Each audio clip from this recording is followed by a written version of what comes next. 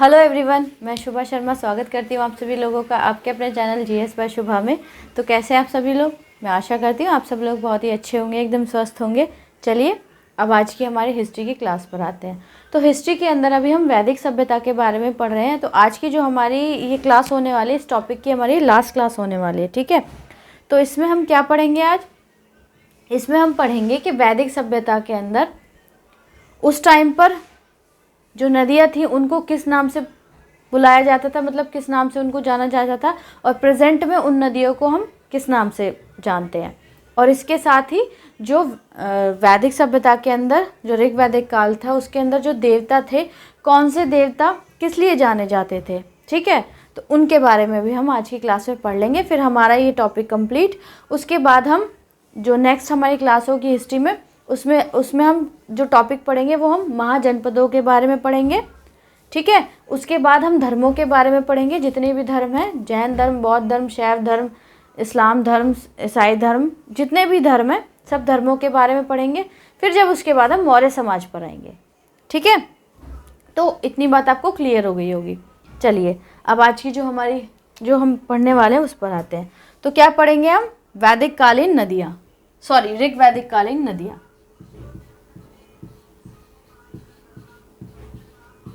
ऋग वैदिक कालीन नदियाँ, ठीक है। तो एक साइड प्राचीन नाम और एक साइड आधुनिक नाम, ऐसे कर लेते हैं। प्राचीन नाम और इधर आधुनिक नाम।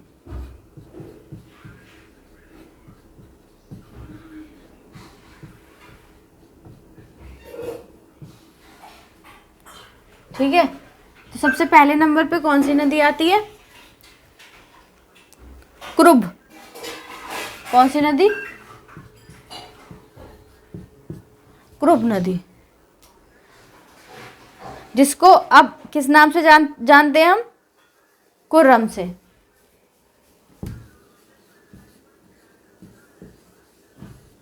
ठीक है, ये क्वेश्चन बहुत पूछे जाते हैं एग्जाम में, तो इसलिए इसको ध्यान से करना।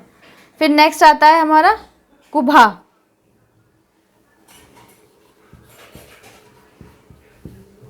काबुल। ये जब उस टाइम पर जो अफगानिस्तान है प्रेजेंट में, ये सब भारत के अंदर ही आता था, ठीक है। तो इसलिए मैं वो नदियां भी लिख रही हूँ। थर्ड नंबर पे आता है वित्सता।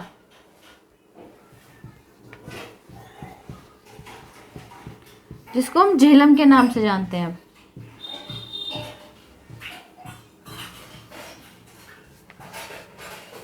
फोर्थ अस्किनी।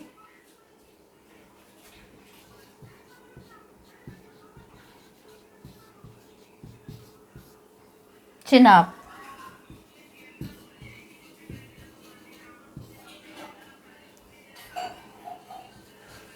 फाइव पुरुषणी।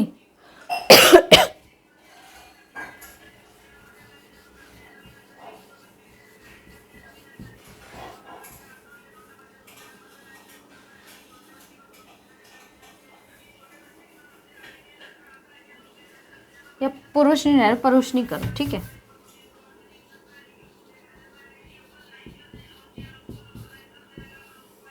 कौन सी नदी? परुषणी नदी, जिसको हम रावी नदी के नाम से जानते हैं।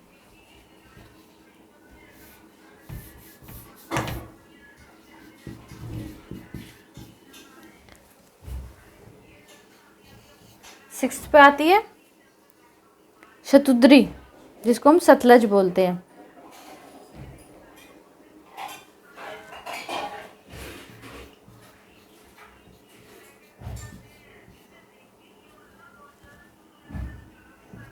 क्या बोलते हैं जिसको? सतलज।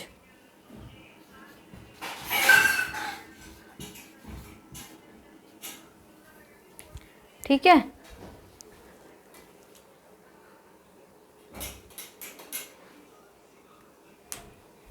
चलिए, तो अब जो ऋग्वैदिक कालीन नदियाँ हैं तो वो कौन सी नदियाँ हैं और उनके जो प्राचीन नाम है और आधुनिक नाम है, हम उनके बारे में जानेंगे एक एक करके। ठीक है, अभी और भी हैं, 5-6 के करीब और हैं। तो सबसे पहले आती है कुरुब नदी, जो मतलब वैदिक सभ्यता में जिस नदी को कुरुब नाम से जाना जाता था, अब हम उसको कुरम नाम से जानते हैं। ठीक है, उस नदी को हम कुरम नाम से जानते हैं। फिर आती है कुबा नदी, जिसको हम काबुल नदी के नाम से जानते हैं प्रेजेंट में। फिर वित्सता को हम झेलम नदी के नाम से जानते हैं। फिर आती है अस्किनी को अब हम प्रेजेंट में चिनाब नदी बोलते हैं, चिनाब के नाम से जानते हैं। परुषणी आती है, परुषणी को हम रावी नदी बोलते हैं। अब शतुद्री को हम सतलज बोलते हैं। ठीक है, तो प्रेजेंट में सतलज और उस टाइम पर शतुद्री। तो ये बहुत ही ज़्यादा इम्पॉर्टेंट है, ये क्वेश्चन बहुत ही ज़्यादा पूछा जाता है। ठीक है,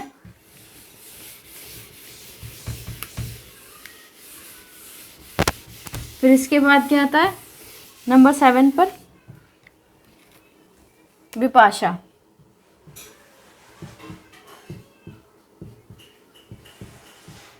कौन सी नदी आती है? विपाशा, जिसको हम व्यास नदी के नाम से जानते हैं। फिर 8 नंबर पर सदानेरा, जिसको हम गंडक बोलते हैं।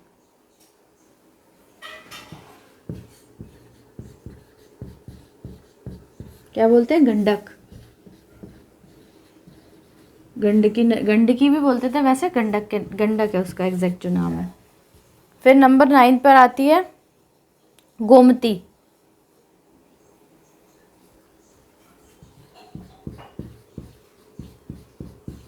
गोमल के नाम से जानते हैं,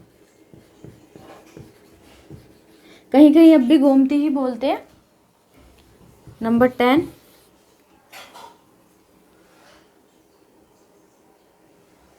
द्रसदत्ती।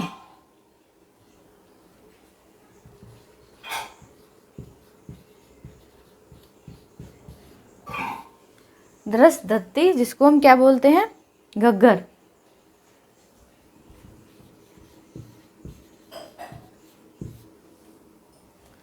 नंबर 11 सुवस्तु।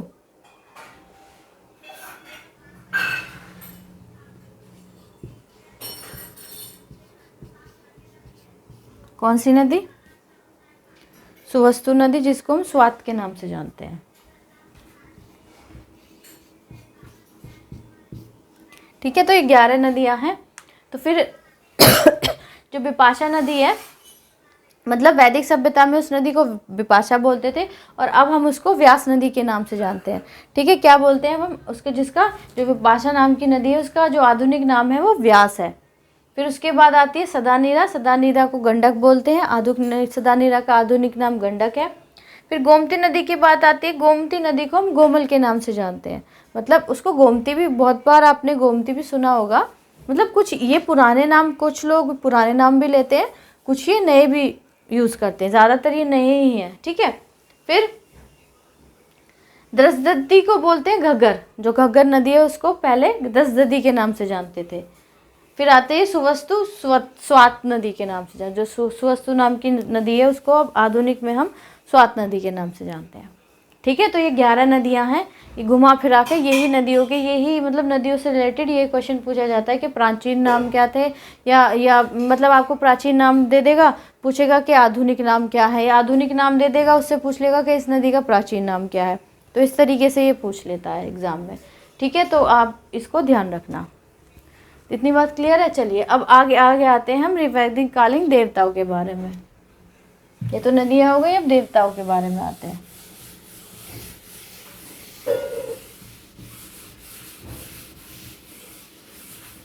मतलब कौन से देवता का संबंध किस चीज से था ना, वो चीज कर लेंगे। देवता,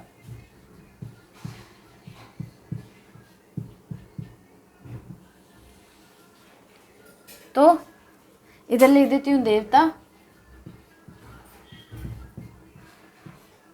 इधर लिख देती हूँ कौन से देवता का संबंध किस बात से है। ठीक है, फर्स्ट नंबर पे कौन से देवता आते हैं?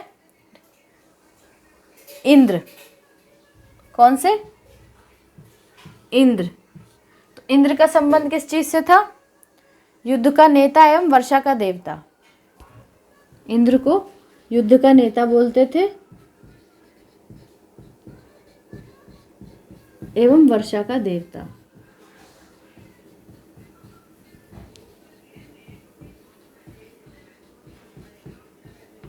ठीक है। दूसरे नंबर पर जो देवता आते हैं वो कौन से हैं? अग्नि।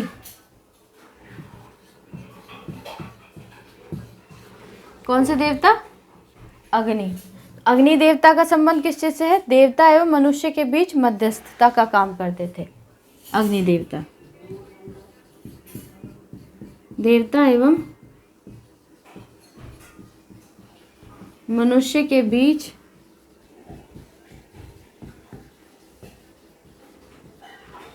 मध्यस्थता।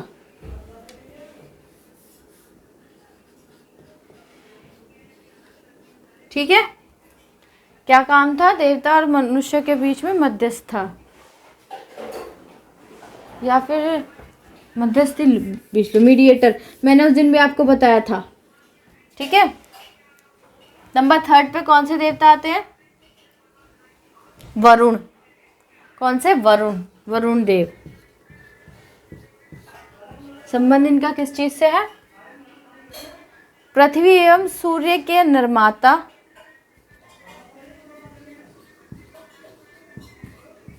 पृथ्वी एवं सूर्य के निर्माता, पृथ्वी एवं सूर्य के निर्माता, समुद्र का देवता,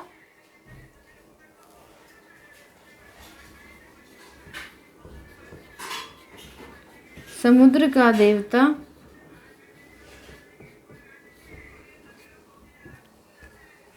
समुद्र का देवता, विश्व के नियामक एवं शासक,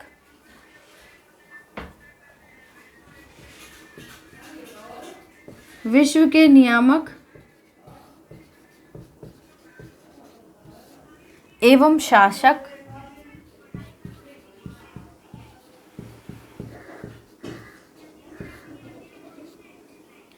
विश्व के नियामक एवं शासक, सत्य का प्रतीक,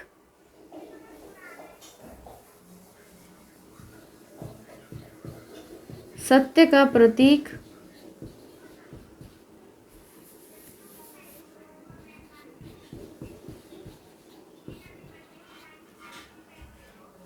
सत्य का प्रतीक, ऋतु परिवर्तन एवं दिन रात का कर्ता।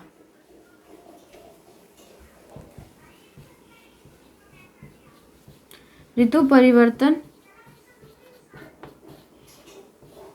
एवं दिन रात का कर्ता। ठीक है। फिर अगले जो देवता हैं वो कौन से हैं? ध्रुव।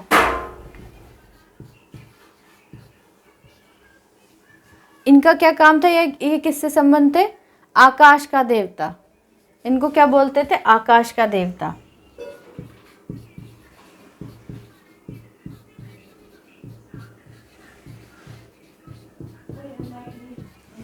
सबसे प्राचीन,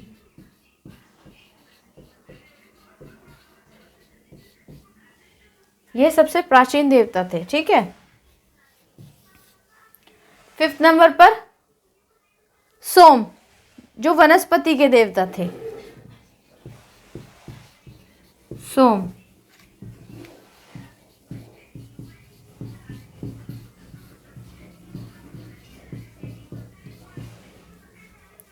सोम कौन से देवता थे?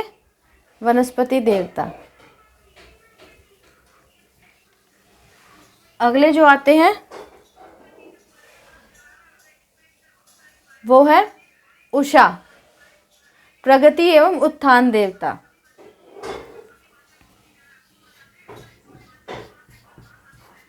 उषा।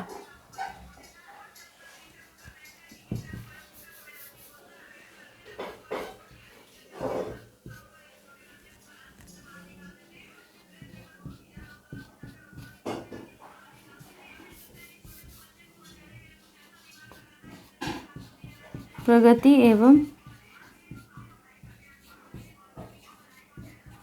उत्थान देवता। ठीक है, प्रगति एवं उत्थान देवता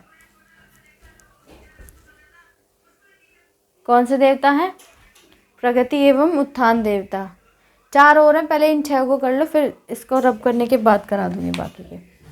तो अब जो ऋग्वैदिक काल है उसमें जो देवता थे, मतलब कौन से देवता, अब जैसे हमारे आपके काल, अब जो हम प्रेजेंट में हमारे जो देवी देवता हैं, है ना, तो इसी तरीके से जो ऋग्वैदिक जो वैदिक सभ्यता थी उसके अंदर जो ऋग्वैदिक कालीन जो देवता थे वो कौन से देवता थे, उस काल के अंदर किस देवता को माना जाता था, तो वहाँ से क्वेश्चन पूछा जाता है एग्जाम में। ठीक है, तो उसमें जो देवता थे और उनका संबंध किस चीज़ से था, मतलब कौन से देवता किस लिए थे, किस देवता को किस लिए पूजा जाता था या किस देवता को किस लिए माना जाता था, तो वो चीज़ है। तो सबसे पहले हम बात करते हैं इंद्र की बात। तो इंद्र जो देवता थे तो उनको क्या बोला जाता था या उस टाइम पर उनको क्या समझा जाता था कि युद्ध का जो इंद्र देवता हैं वो युद्ध के नेता हैं, मतलब यदि युद्ध हो रहा है तो उसमें वो नेता जो है वो ये देवता हैं, और वर्षा का देवता, इंद्र को वर्षा का देवता और युद्ध का देवता कहा जाता था वैदिक सभ्यता के अंदर, ऋग्वैदिक कालीन में। ठीक है, फिर अग्नि की बात करें तो जो अग्नि देवता थे उनको देवता एवं मनुष्य के बीच मध्यस्थ था, मतलब कि ऐसा कहा जाता था कि यज्ञ वगैरह कर रहे हैं तो अग्नि जो है वो क्या काम कर रही है, देवता और मनुष्य के बीच में एक मीडिएटर का काम कर रहे हैं जो अग्नि देवता हैं, मतलब मनुष्य की बात भगवान तक जो भी हैं वहाँ तक पहुँचा रहे हैं। फिर आते हैं वरुण की बात करते हैं। जो वरुण देव थे उन किस लिए क्या महत्व था या किससे संबंधित थे वो ऋग्वैदिक कालीन में, तो उसमें ऋग्वैदिक काल में वो पृथ्वी एवं सूर्य के निर्माता थे। वो कौन थे, मतलब उनको ऐसा कहा जाता था कि वो पृथ्वी और सूर्य का निर्माण वरुण देव के से ही हुआ है। फिर आता था समुद्र का देवता, इनको समुद्र का देवता भी कहा जाता था, इनको साथ ही साथ विश्व के नियामक एवं शासक भी कहा जाता था। सत्य का प्रतीक भी वरुण देव को माना जाता था। ऋतु परिवर्तन एवं दिन रात का कर्ता, मतलब जो ऋतुओं में किसी तरीके का कोई परिवर्तन होता है, जैसे गर्मी या सर्दी, वर्षा, है ना, तो ये जो ऋतु आती है तो ये ऋतु परिवर्तन कौन करता है, ये वरुण देवता करते हैं, मतलब ये सब बातें वरुण देव से संबंधित हैं। फिर धौ नाम के देवता थे जिनको आकाश का देवता बोला जाता था, तो मतलब इस काल के अंदर सबसे प्राचीन देवता इन्हीं को माना गया है। ठीक है, फिर सोमदेव की बात करें तो जो वनस्पति होती थी तो वो ऐसा माना जाता था इस काल में कि जो वनस्पति हैं उनके देवता कौन है, उनके देवता सोम हैं। और उषा प्रगति एवं उत्थान देवता, मतलब प्रगति, यदि कोई किसी भी व्यक्ति की प्रगति करवा सकता है, उसका उत्थान करवा सकता है, तो उषा नाम के देवता की पूजा की जाती है कि ये देव उस व्यक्ति की प्रगति करवा सकते हैं। ठीक है, तो इस तरीके से देवताओं की मतलब इस रूप में उनको माना गया है इस काल के अंदर। ठीक है, तो आई होप इतनी बात आपको क्लियर हो गई होगी। चलिए अब आगे जो 4 रह रहे हैं वो और कर लेते हैं।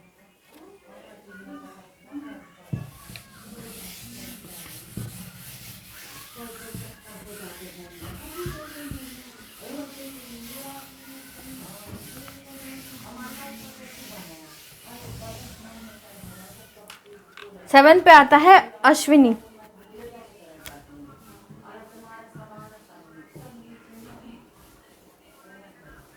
या अश्विनी रहने दो, अश्विन कर लो। ठीक है,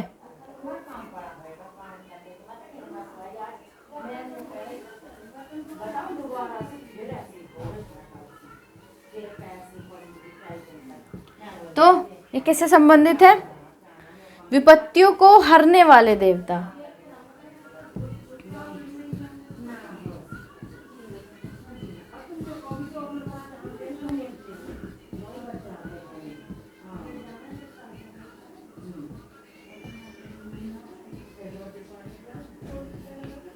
ठीक है, नेक्स्ट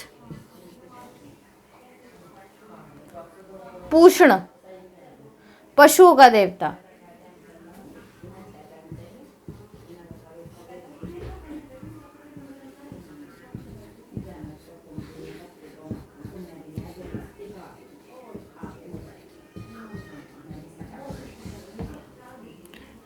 नंबर 9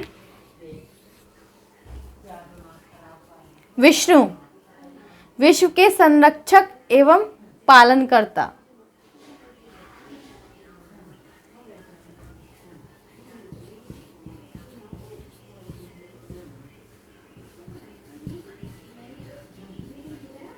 विश्व के संरक्षक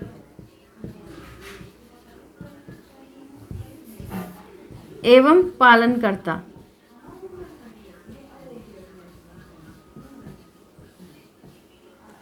ठीक है, फिर लास्ट है मारुत, आंधी तूफान का देवता, या मारुत लिख लो। ठीक है,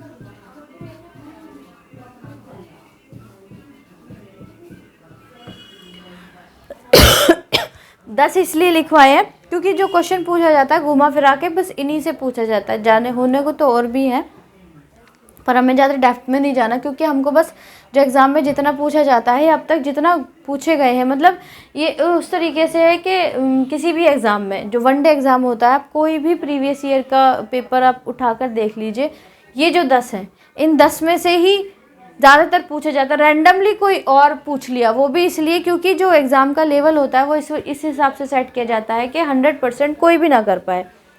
तो मोस्टली जो पूछे जाते हैं ये 10 ही देवता हैं, जिनसे चाहे क्वेश्चन टफ बना ले चाहे इजी बना ले, मतलब किसी भी तरीके से वो पूछ ले एग्ज़ाम में।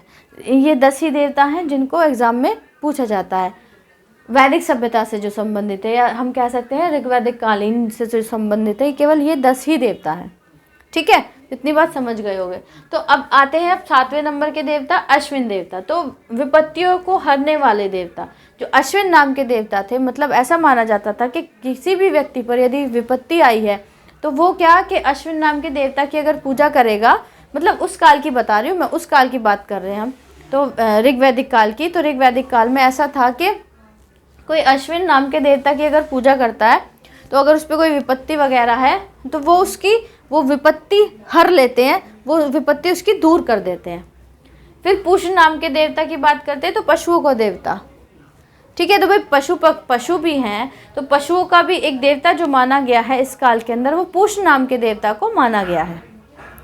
ठीक है, फिर विष्णु की बात करते हैं, तो जो विष्णु थे वो विश्व के संरक्षक एवं पालनकर्ता थे।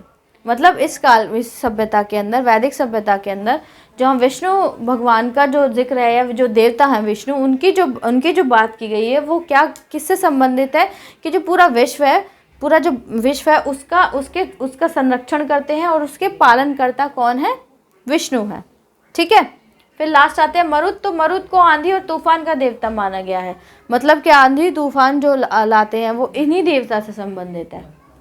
ठीक है, तो ये थे हमारे ऋग्वैदिक कालीन देवता, और इनसे पहले हमने नदियों के नाम के बारे में जाना था कि आधुनिक नाम क्या है नदियों के, जो हम प्रेजेंट में जिनको कह के बुलाते हैं या जानते हैं, और उनका प्राचीन नाम क्या था। हमने केवल वो किया है जो एग्ज़ाम में पूछा जाता है, हमने सारा नहीं किया है। केवल उतना है कि आप कोई भी एग्ज़ाम की प्रिपरेशन कर रहे हैं तो उनके प्रीवियस ईयर जितने भी हैं, तो इससे रिलेटेड, जैसे नदियों से रिलेटेड या देवताओं से रिलेटेड आप क्वेश्चन पे उठा के देख सकते हैं। घुमा फिरा के इन्हीं को पूछेगा, इनके अलावा कोई और नहीं पूछता है। वो कोई रेयर केस हो गया कि जब उसको क्वेश्चन ज़्यादा ही टफ बनाना, तो कुछ क्वेश्चन ऐसे भी होते हैं जो हमको छोड़ने पड़ते हैं। हम सारा पेपर तो अटैम्प्ट करते नहीं, 100% तो हम अटैम्प्ट नहीं कर सकते, चाहे कोई कितना भी बड़ा धुरंधर हो। ठीक है, केवल हमको सिलेक्शन चाहिएगा, तो उस हिसाब से ये मैंने आपको बता दिया है या मैंने आपको करा दिया है। किसी का कोई डाउट वगैरह हो तो आप प्लीज़ कमेंट सेक्शन में मुझे बताइएगा, मैं कोशिश करूँगी उसको सॉल्व करने की। कोई मेरे पढ़ाने के तरीके में कुछ चेंजेस अच्छे हो सकते हैं तो प्लीज़ आप ये भी बताइएगा, मैं उसको भी फॉलो करूँगी।